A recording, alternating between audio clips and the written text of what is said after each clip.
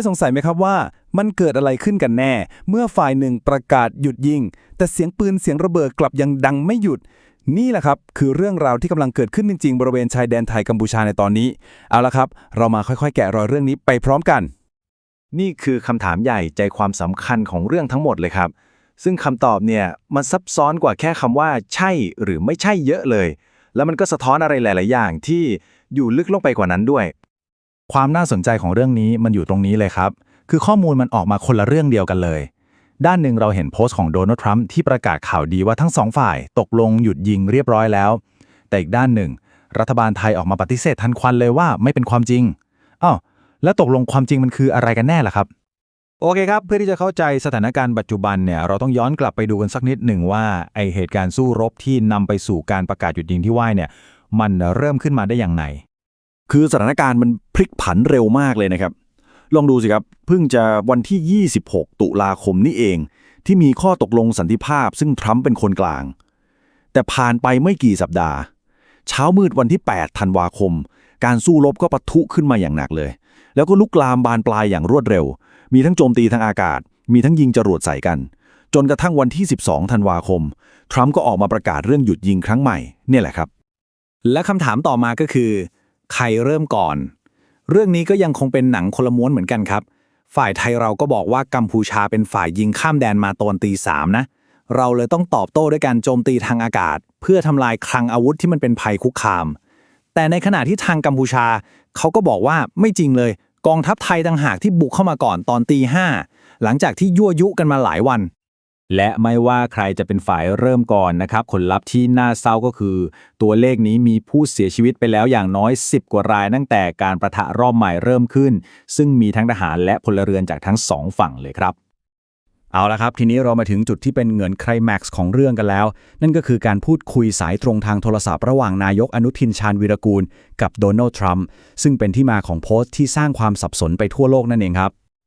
นี่คือสิ่งที่ท่านนายกอนุทินพูดกับสื่อมวลชนหลังจากวางสายจากทรัมป์นะครับซึ่งมันสะท้อนจุดยืนของฝั่งไทยที่ชัดเจนและแข็งกร้าวมากๆว่าภารกิจทางทหารยังต้องเดินหน้าต่อไปเพื่อให้ภัยคุกคามต่อประเทศมันหมดไปในระยะยาวเราจะหยุดตอนนี้ไม่ได้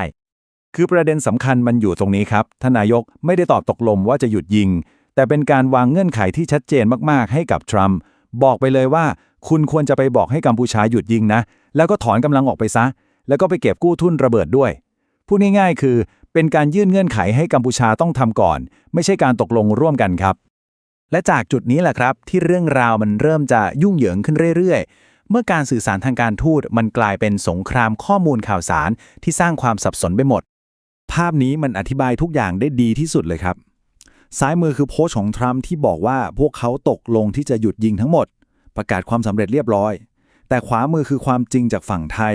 ที่กระทรวงการต่างประเทศต้องรีบออกมาโต้แย้งทันทีว่าเฮ้ยไม่มีการตกลงอะไรทั้งนั้นนะการปะทะยังดำเนินต่อไปอยู่มันคนละเรื่องกันเลยครับทีนี้เพื่อให้เข้าใจว่าทำไมเรื่องนี้มันถึงละเอียดอ่อนมากเราอาจจะต้องถอยออกมาดูภาพที่มันใหญ่กว่านั้นกันหน่อยครับ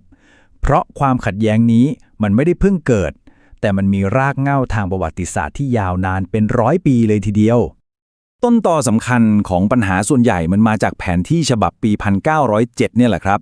คือเป็นแผนที่ที่ทำขึ้นตอนที่กัมพูชายังเป็นอาณานิคมของฝรั่งเศสอยู่ซึ่งฝ่ายไทยเราก็ยืนยันมาตลอดว่าแผนที่ฉบับนี้มันไม่ถูกต้องมันมีความคลาดเคลื่อน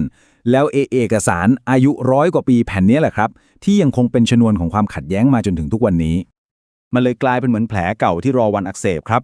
ความขัดแย้งมันเลยปะทุขึ้นมาเป็นระยะโดยเฉพาะในพื้นที่ปราสาทพระวิหารตั้งแต่คำตัดสินของศาลโลกในปี 1962 มาจนถึงการปะทะรุนแรงช่วงปี 2008 ถึง 2011 แล้วก็มาถึงการสู้รบครั้งล่าสุดในปี